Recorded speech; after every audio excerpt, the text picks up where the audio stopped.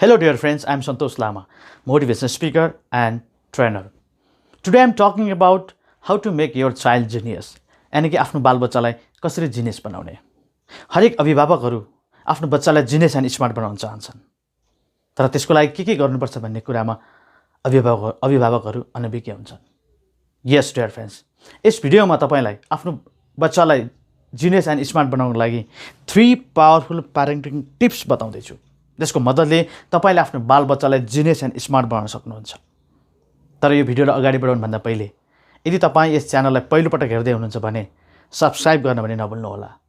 साथै बेल आइकनलाई थिची like, comment, share गर्न पनि नबिर्सनु होला। अधिकांश अभिभावकहरू अरू व्यक्तिहरूको बच्चाको सफलता देखेर आफ्नो बच्चा पनि सफल भएको देख्न चाहन्छन्। आजको समयमा सबभन्दा ठूलो चुनौती भनेको आफ्नो बालबच्चालाई जिनियस एन्ड स्मार्ट बनाउनु नै हो। तर अधिकांश अभिभावकहरूलाई यो महसुस हुँदैनन् कि आफ्नो बच्चालाई जिनियस एन्ड स्मार्ट बनाउनको लागि स्वयं अभिभावककै पूर्ण जिम्मेवारी हुन्छ भनेर। धेरै जस्तो अभिभावकहरू आफ्नो बच्चालाई गलत परवरिश गरिरहेको हुन्छ। जस्तो बच्चाको इच्छा, चाहना, रुचि विपरीत आफ्नो इच्छा, चाहना, रुचि लाद्ने गरेको देखिन्छ। जस्तो बच्चाले आफ्नो करियर चुज गर्ने समयमा कतिपय अभिभावकले बच्चाको रुचि, इच्छा, चाहना भन्दा पनि सामाजिक परम्परा, प्रतिष्ठाका कारण आफ्नो रुचि, इच्छा, चाहना लाद्ने गर्दछन्। यसो गर्नाले तपाईको बच्चाको सृजनशील खुबी र जिनियस हुने मौका तपाईको बच्चाले गुमाउँछन्। र यस्ता गतिविधिले ती बच्चामा डिप्रेसन र आत्महत्या जस्ता घटनाहरू निम्त्याउँछन्। केही समय अगाडि नेपालमा साग गेम भएको थियो र गौरीका सिंहले स्विमिङमा 4 स्वर्ण पदक जितेकी थिइन्। र गौरीका सिंहको त्यो सफलतामा उनको परिवारको ठूलो हात रहेको थियो भनेर उनले बताएकी थिइन्।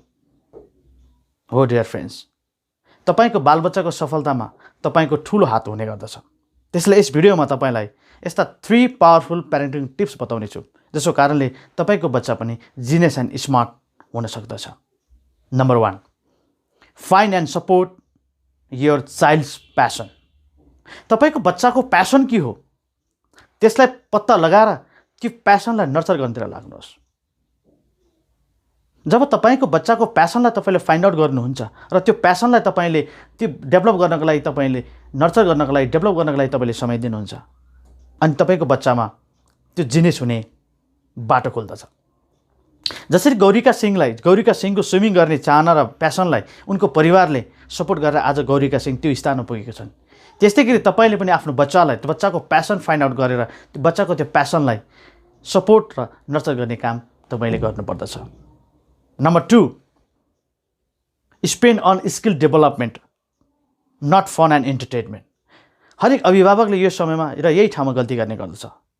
आफ्नो बालबच्चालाई उनको स्किल डेभलपमेन्ट गर्ने टाइममा बढीभन्दा बढी समय खर्च उनको फन एन्ड इन्टरटेनमेन्ट गरिएको देखिन्छ। अन्ततः ती बच्चाले आफ्नो पछिल्लो समयमा आफ्नो स्किल र आफ्नो जिनियस हुने मौका गुमाउँछन्।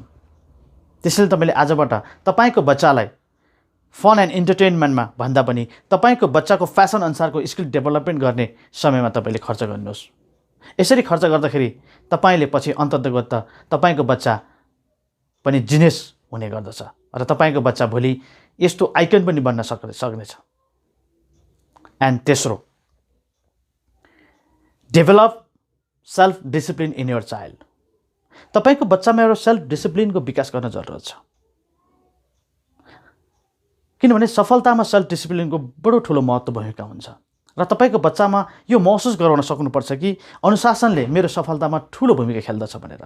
यसको लागि तपाईले बच्चाले गर्न सक्ने साना साना कामहरू उसलाई जिम्मा दिनुपर्दछ। जस्तो सानो सानो कपडाहरू धुने कामहरू उसलाई नै जिम्मा दिनुपर्दछ। उनले खाएका साना साना भाँडाहरू उनलाई नै माझ्न दिनुपर्छ। यसो गर्नाले तपाईको बच्चामा एउटा छुट्टै किसिमको डिसिप्लिन पैदा हुने गर्दछ, जसको कारणले केही कामहरू म आफैले पनि गर्नुपर्दछ र म आफैले पनि गर्नुपर्ने रहेछ भन्ने कुरा बोध हुन्छ र यही ह्याबिटले तपाईको बच्चामा भोलि गएर ठूलो एउटा इम्प्याक्ट पार्दछ। त्यसैले अहिलेदेखि नै तपाईको बच्चालाई सेल्फ डिसिप्लिन हुने कुराहरू विकास गर्नतिर तपाईले लाग्नुपर्दछ। यस डियर फ्रेन्ड्स, यो 3वटा टपिकलाई, पोइन्ट्सलाई तपाईले आजदेखि आफ्नो बच्चामा फलो गर्न थाल्नुहोस् र बिस्तारै बिस्तारै तपाईको बच्चामा त्यो जिनियस र स्मार्टको कुराहरू विकास हुन थाल्दछ। यस डियर फ्रेन्ड्स, यो भिडियो तपाईँलाई कस्तो लाग्यो? मन परेको खण्डमा लाइक, कमेन्ट, सेयर गर्न भन्ने नभुल्नुहोला।